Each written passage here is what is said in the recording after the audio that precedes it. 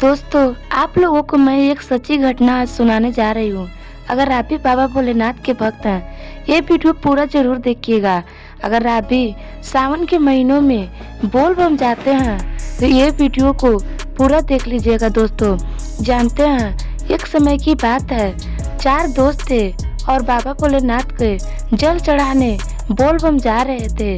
और जानते हैं कि सावन के महीनों में कांवरिया का भीड़ लगा रहता है। जिधर सुनिए बाबा के ही नाम, बस बाबा की भक्ति में सब कोई मगन रहते हैं। सावन के महीनों में बहुत चीज़ों को लोग परहेज करते हैं, जैसे मांस, मदिरा, शराब, बाल, नाखून, लहसुन, प्याज, इस सब को लोग बार देते हैं और बाबा के दरबार में चले जाते हैं दर्शन के लिए। 1 महीने तक लोग बहुत चीज़ को त्याग करते हैं। बाबा बहुत ही खुश होते हैं और जो भी व्यक्ति सच्चे मन से त्याग पत्र करके बाबा के भक्ति में रहता है, उस पे बाबा अपनी कृपा भरपूर बरसाते हैं। ऐसे ही 4 दोस्त थे और बाबा को जल चढ़ाने के लिए दरबार में जा रहे थे। जाते जाते रास्ते में तो बहुत लोग जा रहे थे, पर एक गड्ढे में एक आदमी गिरा हुआ था और वो बाबा भोलेनाथ के कांवरिया था। वो भी जल चढ़ाने जा रहा था और हाथ में कांवर लिए हुआ था और एक गड्ढे में गिर गया था।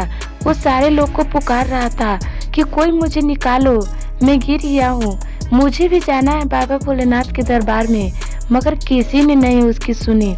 जब इन लोग 4 दोस्त जा रहे थे, इन लोग भी उसे देखकर हंसने लगे और हंसी उड़ाते हुए बोले कि इसके निकालने से तो अच्छा है, इसमें समय क्यों बर्बाद करें, हम लोग पहले जाएंगे और पहले बाबा भोलेनाथ के दर्शन करेंगे। पर उसमें से एक इंसान भले था, उसे उस व्यक्ति पे तरस आ गया। उसने सोचा कि बाबा भोलेनाथ को दर्शन करने तो इसे भी जाना है, अगर निकाल देंगे तो साथ में चलेगा तो और भी अच्छा होगा। फिर उसने उस पे रहमियत दिखाया और निकाल दिया उसे। जब उसने उस व्यक्ति को निकाला तो उसे कुछ अजीब से महसूस हुआ।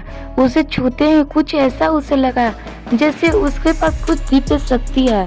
जब वो व्यक्ति उससे खाड़ होकर देखने लगा तो सारे दोस्त उसको छोड़कर चले गए थे, क्योंकि उन लोग को लग रहा था कि मैं पहले पहुंच के बाबा पे जल पहले चढ़ा दूंगा। और ये जो था, ये उस आदमी को निकालने के चक्कर में पीछे रह गया।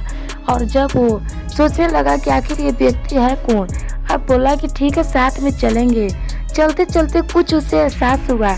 जब पीछे मुड़कर देखा तो वो व्यक्ति नहीं था, गायब हो चुका था। उसे डर सा लगने लगा। उसने सोचने लगा कि ये कौन था आखिर, जो मैं इसे गड्ढा से निकाला है और कुछ देर साथ चल के कहाँ चला गया। ये कोई अति तो नहीं था जो मुझे पिलमा रहा था, मैं अपने साथी को भी साथ छोड़ दिया। पर वो बाबा के सच्चे भक्त था। वो बाबा को ध्यान लगाया और मन ही मन प्रार्थना करने लगा कि बाबा मुझे आप पे जल्दी जल चढ़ाना है और आपके दर्शन करना है, तो मुझे कृपा कीजिए, मुझ पे रक्षा कीजिए, मेरे साथी सारे छोड़कर चलेगा। तब उसे कुछ, जैसे उसने ध्यान लगाया तैसे उसे कुछ शक्ति मिली और उसे दिखाई दिया कि जो गड्ढे में गिरा हुआ था वो इंसान नहीं बल्कि शंकर भगवान थे।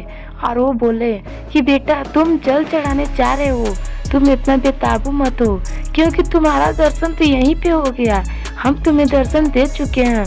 पर अगर तुम घर से निकले हो तो तुम जाओ और सबसे पहले जल तुम ही चढ़ाओगे और तुम्हारे हर मनोकामना पूर्ण होगी। तुम जाओ बेटा।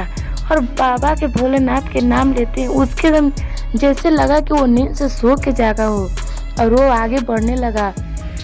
उसमें इतनी शक्ति आई, इतनी जुनून आई कि वो आगे चलता गया और कब बाबा भोलेनाथ के दरबार में पहुंच गया, उसे कुछ थकावट नहीं महसूस हुई, उसे एक ठोप एहसास नहीं हुआ कि मुझे आने में भी लेट लगा। और उसे बहुत जल्द जल चढ़ाने का मौका भी मिल गया। सबसे पहले वो अपने दोस्त से भी फास्ट चला गया और जाके सबसे पहले जल चढ़ा के और वहाँ से लौट भी गया। और वो जब घर आया अपने परिवार वालों से ये सारे घटना के बारे में बताया तो उसे बहुत ही परिवार वाले भी खुश हुए और मन ही मन भगवान भोलेनाथ की प्रार्थना करने लगे। और उसके घर में उस दिन से कोई चीज़ की कमी नहीं हुई। उसके घर में धन आने से घर भर गया। तो दोस्तों, कहा जाता है कि भगवान के दरबार में जाने से भगवान दर्शन नहीं देते। कभी कभी भगवान किसी के रूप में आपको बीच रास्ते में भी परीक्षा लेने लगते हैं। अगर आप भी बोल बम जाने के सोच रहे हैं या भोले बाबा के भक्त हैं तो कभी भी रास्ते में आपको भूखा प्यासा मिले या किसी भी मुसीबत में कोई भी व्यक्ति मिले तो आप उसकी हेल्प जरूर करें।